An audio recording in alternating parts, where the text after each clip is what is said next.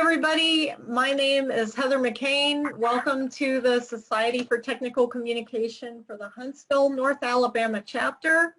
So now I would like to introduce our speaker, Rosilyn Rayborn. We are so happy to have you back.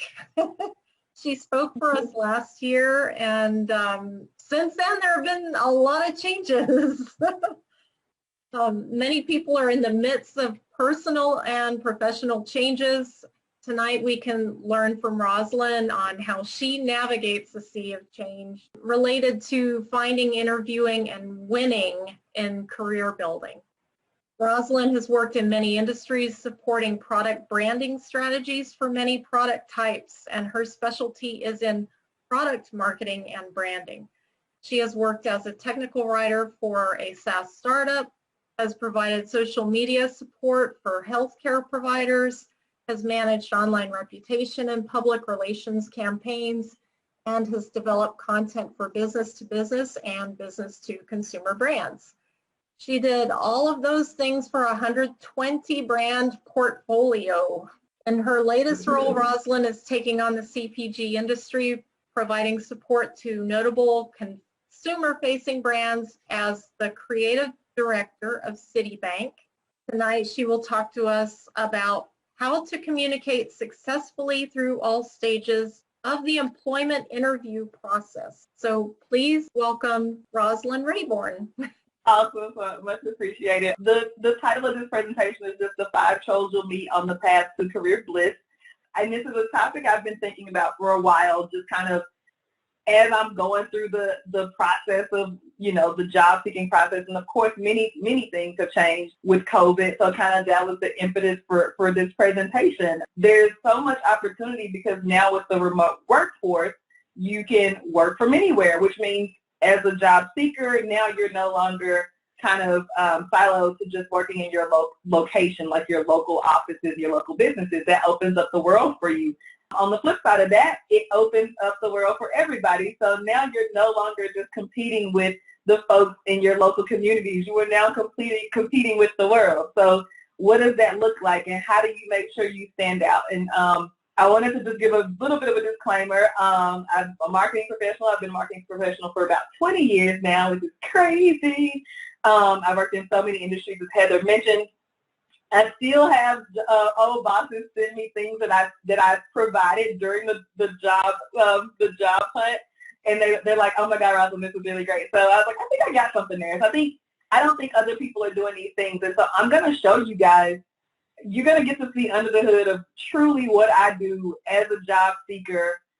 Either you're going to be like, "Oh, this is really cool," or Rosilyn is really crazy. That's way too much. But I hope you're able to find. Again, I'm really passionate about it. I want you to be able to find what fits for you. So don't expect any of these things to really look like your end product. Just think about how you can take some of the ideas and apply them to who you are, because the things I'll show you are very authentic to me. So don't try to do exactly that, because it wouldn't be authentic. And then I did want to just do a quick caveat of like, while my experience is as a job seeker, so not as an HR professional, so there are certain things that I don't keep my ear to the ground to understand everything in the HR space, but as a job seeker, you're going to get my perspective. So we're going to talk about applicant tracking systems, for instance, and I don't know the latest and greatest on the applicant tracking system technology. I'm going to tell you what my experience has been with an applicant tracking system. So just to be clear about what perspective you're getting. So there may be other innovations in the HR space that could be explored. So what we're going to cover tonight, the 5 trolls you'll meet, how to identify each troll, the trick to getting past them, real examples from my long and windy journey, and then tools to help you along the way. And then, of course, we'll make some time for some Q&A, and I hope you guys have questions as we go through. First off, meet the trolls. So the 5 trolls you'll meet. And I got lucky in how I was able to kind of match these actual trolls from the Trolls movie to these actual roles. So the first troll you'll meet is the applicant tracking system, which is how you get your resume to be seen by a human. The applicant tracking system is just an AI tool that is meant to determine if you're qualified from a keyword perspective. The next troll you'll meet is an HR recruiter. The next one is the hiring manager, the team, and then the top troll. And then, of course, there are definitely, every job search is unique and every process is unique for each company. So some of these you may not meet. Some of them there may be additional ones. I think that based on how we kind of organized this, you'll be able to, if the person is not the hiring manager, there'll be another equivalent for you to kind of map them to. So I think I should have everyone covered. And I also want to say that while I am calling these trolls, they're good trolls, they're nice trolls. They're not trolls in the like old school sense of like you can't, pass my bridge. They're nice trolls. They all have different personalities, different things they need, different things they care about, different things they worry about, and we're going to explore all of those things and kind of exactly what to feed each troll in order to get to the next phase. So with that, we will go to the first troll, which is the applicant tracking system. So the mantra of the first troll, this is how you'll know the first troll, is they're all about data, right?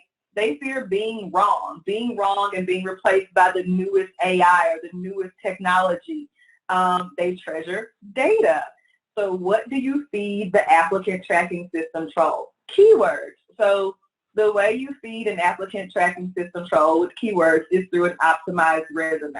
So this is just an example of an optimized resume. So this isn't mine exactly. This one I've actually pulled from Etsy, which is one of my recommendations. Etsy has really nice resume templates. They have printable templates. They have lots of things you can use. But if you see on the left-hand column, I really like a 2-column resume where the skills are on the left-hand side because it creates easy scanning for the applicant tracking systems. And I think that layout is attractive physically as well. But if you search on Etsy, there are nice resume templates with color pops. They have complimentary like accompanying cover letters and reference pages as well. So sometimes you can get a kit, and it's like $10 just to download all of these templates so that everything has that consistent look and feel that you want. As another option, you could get a custom resume design using a platform like Fiverr, or if you know a designer, if what you look at on Etsy isn't quite up to snuff. But Etsy is a very great resource and very, very affordable. You can find some $5 resume templates as well. So definitely keep that in mind to get past the applicant tracking system troll. The next troll you'll meet is the HR recruiter. I love this troll. Their mantra is placing people is my passion. So they've got a lot going on. Their fear, like what keeps them up at night, making a bad match. What they treasure, finding a unicorn, finding somebody that's a great culture fit, finding somebody that's also very skilled that they can put with the hiring manager. What do you feed the HR recruiter troll? You feed them stories, right? So the challenge with the HR recruiter is that they're filling positions for roles that they know nothing about. They're in HR after all, right? They know people, they know assessments, they know these things, but now they're trying to hire an IT manager, for instance. So there's no way for them, while they're trying to hire an IT manager, they're also trying to hire a copywriter. They're also trying to hire, a data analyst. So there's no way for them to have the knowledge to really understand what each of those roles requires. So that's why they're in an interesting position. So when people are stressed out, they always default to what they know. And these people know people. So when you're talking to the HR recruiter, tell them stories. They're not going to be as able to relate to very granular examples of your career because they just don't know that. That's not going to appeal to them. What you can tell them is stories about how you work in a team or things that are more HR friendly. What you can also do for this troll is give them an online portfolio. So that way you're relieving them of that responsibility of making that assessment about your skills. They can say, hey, to the hiring manager, hey, I like this person. They've got great, they've got great soft skills. I think they'll be a good fit. Also, here's their online portfolio so that you can see if their skills, if the tools that they know, if the systems that they know are what you need. So that way you're alleviating them from having to have that decision point, which is going to make them very happy. So you make them much more confident and much more likely to push you to the hiring manager because they can do it with confidence now because they're not having to decide that. They're able to show it, not tell it. So then what do these things look like? So this is, again, I told you guys are going really under the hood. I don't think I've ever really shared these things with anybody. So this was pre-COVID, so I will say post-COVID, during this process, I just turned the culture fit information into a digital PDF. But in the old days, pre-COVID, I would send this in the mail. It's a two-sided little card that has on the front, hey, yes, we're clear that I have the skill set, but would I be a good culture fit for your team? And that's a question that, is important to me as well. So I want to be very upfront personally, like, hey, if anything about me being a culture fit is in question, I want to not waste anybody's time, right? So I would send a thank you note to the recruiter and give them a culture fit deck. Also, it's way cooler to send it digitally now because it's way faster. So you just send them a PDF of make all of those assessments that we've all taken, like the Strengths Finder and the Myers-Briggs and all of those things. Make those work for you. You don't have to take them again. You remember your results. Put them in a way, make that work, and send that to the HR recruiter. The HR recruiter, they're going to be really happy that, oh, wow, this is really helpful to me. And then on the right-hand side, that's just a snapshot of my online portfolio. It just kind of allows anybody. So I actually send this at every stage because you also don't know who's communicating what. So it's easy to just send. If they've seen it before, they won't click on it another time. But this way, they can provide the hiring manager at the next phase with some confidence that this person is what they're looking for. Or if that hiring manager goes, oh, I understand that part, but based on what I'm looking at in their portfolio, they're not quite it. And they can kind of get some learnings from that as well. So that's a glimpse of the culture fit card that I send as well as my online portfolio. So that's what you want to see the HR recruiter. The next troll is the hiring manager. The hiring manager is the troll that you cannot be at, right? So this person is probably going to be the supervisor. They know everything there is to know about this role particularly. They know the daily tasks. They know the ins and outs. You will be working for them. So the stories from the HR recruiter, this person doesn't want your stories. They want your results. They want certainty. They don't want to waste time onboarding somebody who's not able to do the job. And to them, what's important is that the best predictor of future behavior is past behavior. Show me that you've done this before so that I can know that I'm not wasting my time with you, right? Because they have some goals to meet by the end of the year, and they really want to get you up to speed really fast so that you can help them achieve those goals. So to show them results, what does that look like? Case studies and social proof. So this is, again, a glimpse at what, and you can kind of see as we go through this deck that it's a build. It's kind of a build up of what you're sharing. So you've already shared the culture fit information. You've already shared the online portfolio.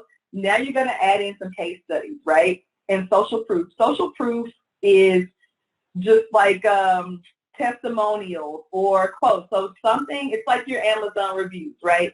Anything that will make me say, oh, wow, other people like this thing, so I will probably like this thing. That is something it's a marketing tactic that is always used. If I can show you that somebody else likes this, you're more inclined to at least try it. So in my little portfolio that I put together at this stage, it has case studies inside that are typically things that were mentioned. So I was going to say all of this stuff is probably sent after the actual interview. So after the interview with the HR recruiter, after the interview with the hiring manager, these things come because they can be more contextualized. So your case studies are going to kind of touch on different aspects of the role that you discussed with the hiring manager, different projects that are apples to apples with what they're looking for, different skills that you have. So, and I know that one of the things that's really interesting about case studies is people go, oh my God, that's a lot of work. But the way I manage that is any role I'm in, I make a case study for different projects. If I do something really cool, if we reach a strong, a great goal, I create a case study in real time so that I'm not just looking and trying to figure out and remember what happened on this project when it's time for me to look for a job. So make sure you're taking note and taking stock of the things that you do in real time now, so that you're not caught off guard if you want to start a job search just like that. So always keep a running tally of your case studies. And then a note on social proof. Don't worry about how hard it is, because you can get that from, check your PPRs that you've received, right? If you've gotten PPRs that have like a quote from your supervisor that's like, oh, this person is great, whatever that says, that's a piece of social proof. If you have LinkedIn recommendations, take a snippet from your LinkedIn recommendations and put that there. If a peer gave you a compliment in an email, always think about it proactively. Don't think about it just when you're on the job search. Think about in real time what you're doing in your role now, in your role today, that'll set you up for tomorrow. So if you get a compliment, if you get a, attaboy or whatever, like, make sure you take stock of that. If somebody wrote you a note, like, that is viable. Like, put it on this, put it somewhere in the process. Again, it doesn't have to look like mine. It doesn't have to be the same format. It doesn't have to be anything like this, but it's just a piece of information that would be valuable to this person at this phase. Again, the culture fit information is great to send, and then, of course, the online portfolio. And again, your online portfolio will be obviously custom to who you are. Not, it might not look like mine in any way. So just keep that in mind. And then the next troll, the team, their mantra, don't be a drag, right? When you're working with people, you just want to be like, don't get in my way, don't be a drag. Are you going to make my day better or my life easier, my work easier, and all of that? So just don't be a drag. What do they fear? Slackers and party poopers. Don't make my job harder than it is, and do not be annoying. I want to be able to go, when we have to go to these company parties or these Zoom happy hours, are you going to be cool? And that's, of course, subjective to the environment that you're talking about. They treasure engagement. And so what do you want to feed the team? You want to feed the team T, PCT, of course. So what does that look like? So in the team interviews, and again, if you get to have these, you don't always get these, it depends on the organization, but the team interviews are really great because typically the hiring manager, those key stakeholders are not in that meeting. You're just getting to know the team. You're further down the path, right? So this is a great way to kind of sneak in and kind of find out what the real issues are at the organization. Because what I found is that the questions that the team members ask you are not really, they're not hypothetical, they're not that funny. They're trying to let you know something. So if they're like, how do you feel about working on Saturdays or something? It's like, that lets you know that most likely you're going to be working on Saturdays. So you can get a lot of information from them and just engage with them. You definitely don't want to conform at all, but this is that stage where you can really get a lot of great information if you ask the right questions. Of course, don't, not like super like pointed, but like kind of casually kind of find out more about the culture, because especially if the hiring manager isn't there, you'll really get a lot of information about that will help you decide if this company is the right company for you, if this team is the right team for you. You can ask them about work-life balance, or is the workload balance right? So don't underestimate this. They're not the decision makers, so you just want to engage with them. There are no actual deliverables to give to them. Like, you don't need to mail them a follow-up, because it's probably going to be like at least 3 people most likely. You're probably not going to have their email addresses and all of that. So you just want to engage with them, because their role, they're going to just tell the hiring manager what they think about potentially working with you. So you don't have to actually send them anything. Just engage with them and make them feel comfortable that, hey, this person speaks my language. They're not going to make my job harder. They're not going to make my day worse as a result of them being here. So that's kind of how you get past the team troll. And then the final troll is the top troll. So their mantra is show me the money. They fear small ideas. They treasure the big picture and what you should be. The top troll, big ideas, strategic plans. Show them that you think big. So same thing, case studies and social proof, but it's going to look a little bit different. And because you've done your research, because you kind of kept those case studies on a rolling basis, you're not going to show them the same case studies that you showed to the hiring manager before, because you're going to customize it to the conversations that you had with them. You're going to talk about maybe different projects that show different skill sets that are more important to the top trolls than are important to the hiring manager. The hiring manager might want to know more about how you organize your day or something like that. The top troll probably definitely doesn't care how you organize your day. So think about what you're trying to show at every phase and make sure it's custom to the audience. That's exactly what these stages are about. So social proof, again, we are all human. We all love social proof. It's why Amazon reviews are popular. You definitely want to show them that you fit in with their company culture, depending on what type of top troll it is. If it's the CEO, they definitely are going to feel like, hey, I want to know that the person that we're going to bring into the fold definitely is a part of this culture. That's going to be important to them. And of course, again, the online portfolio. And another benefit of showing the online portfolio is that all of the team members can really, if you share it at every phase, everybody can really have conversations about what they've seen in the portfolio. So you don't want to leave that out, because that is the work and that is very, very helpful. And then my final note is about direct mail and leave behind, because direct mail and leave behind when we were going to physical interviews, I thought were very important. I never went empty-handed. And the leave behind was truly just my portfolio and like a pin and a sticker and like a thank you card. It was just in a little folder, just to leave behind, just to give me that leg up, because I'm like, I bet other people coming in here aren't doing leave behinds. And if they're doing leave behinds, they definitely don't have a custom sticker and a pen for them to take notes during the interview. Of course, it has your resume in it.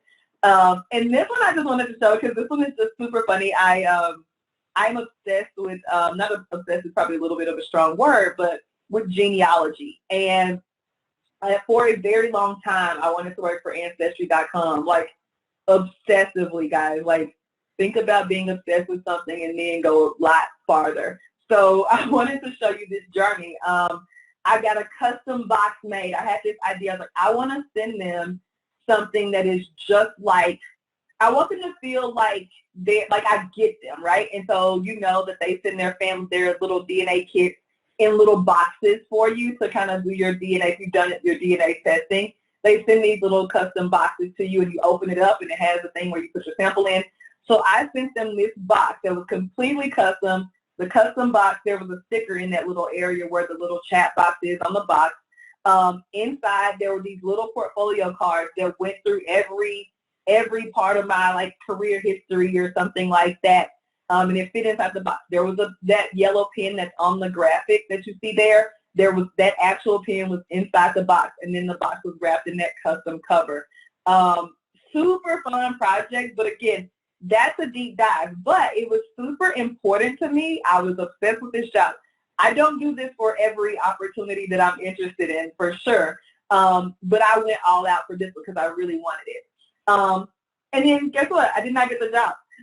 So I wanted to put that in here because it's not guaranteed that you'll get the job, right? So don't worry. Like, this is not like you are guaranteed to land a job if you do this thing.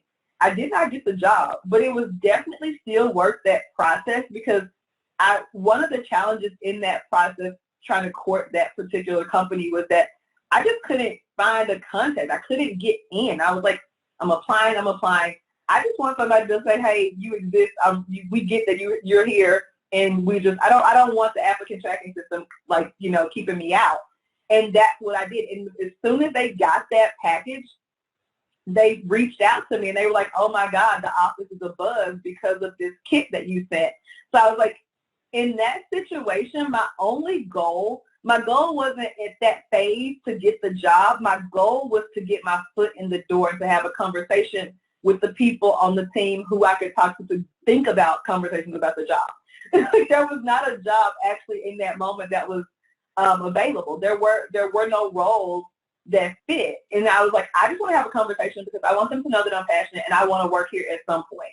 So mission was accomplished. I did not get a job because there was no job to get, but my micro goal was to get my foot in the door because I couldn't even get that. So just think about the process as a journey truly. So your goal at each step is just to get to the next phase. Don't stress about getting the job. You got to get through all these trolls and do a lot of other stuff before the conversation is about the actual job. So just focus on the stage or the phase you're in. And now we're on to tips, tools, tricks, and hacks. And this is just, I mean, I'm kind of wrapping up a little bit. I hope I haven't gone too fast. But just resources that I mentioned. So Etsy.com is for resume templates, like I mentioned on the earlier slides about the applicant tracking system. The key there is making sure your skills are just listed and making sure that a lot of the skills that you see called out in those job descriptions are in your resume. That is the trick to that, and make sure you get it in the structure of it is important as well. So the higher up that you can get those skills, you want them all throughout your resume, but the higher up the better. So look at the templates on Etsy. Try to find something that is physically appealing. Don't compromise keyword rich resume for an attractive resume. Like, find a healthy balance because you don't want it to look bad just because it's keyword rich. So keep that in mind. Fiverr.com is a place I go to a lot for different needs. So print, digital design, websites, literally anything. You can find somebody to create that content for you if you need it. There are people who can build you a website. There are people who can create a sticker. There are people who can create that card that I had, like if it needs to be designed. Anything you want can be found on Fiverr.com.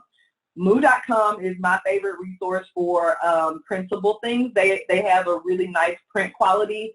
It is very challenging right now in the COVID pandemic times because nobody is in their office to really send direct mail pieces.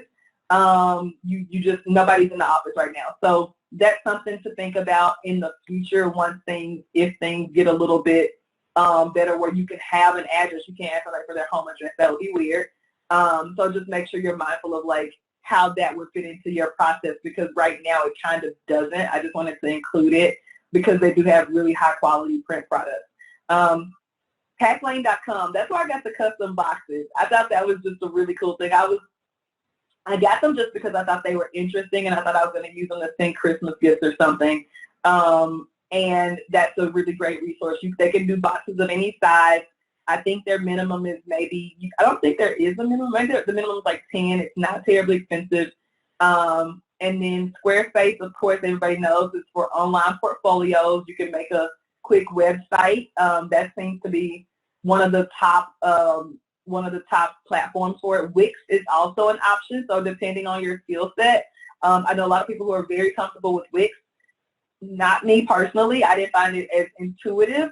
Squarespace is a lot easier with simple templates, and your online portfolio doesn't have to be deep. So don't think, oh, it's not deep enough, I can't have that much. It could just be your online website with samples of things. So just explore Squarespace and the templates that they have, and even some other, I think they have examples throughout the website of how other people are using Squarespace.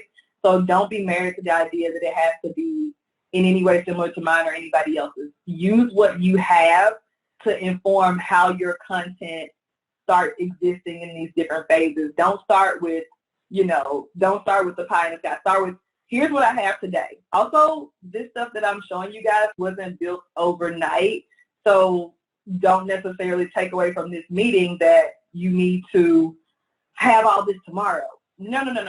Like, plan out what you want to have and then kind of get a minimum viable product, for lack of a better phrase. Like, what's the minimum that will get me through these phases? And then gradually build on that, because it's not something that's going to be stagnant. Your portfolio is going to always be growing. Your skill set is going to always be growing. The assessments you take are going to always be coming in. So look at it as a living, breathing thing, and that's something that you can build on over time. Your case studies, you need to start doing those, but you can start with 1 or 2. Like, it's just up to you. You don't need 10 today. So, and then as always, I always like to say, check your social media privacy settings, because that is a part of your digital footprint. I know I touched on that in the personal brand session I did last year, but make sure you check those to make sure that you don't have anything kind of out there. If your Twitter is not private and you want it to be private, just check. If your Facebook is public and it has stuff on there that's like not necessarily great for business, check those settings to make sure you're where you want to be.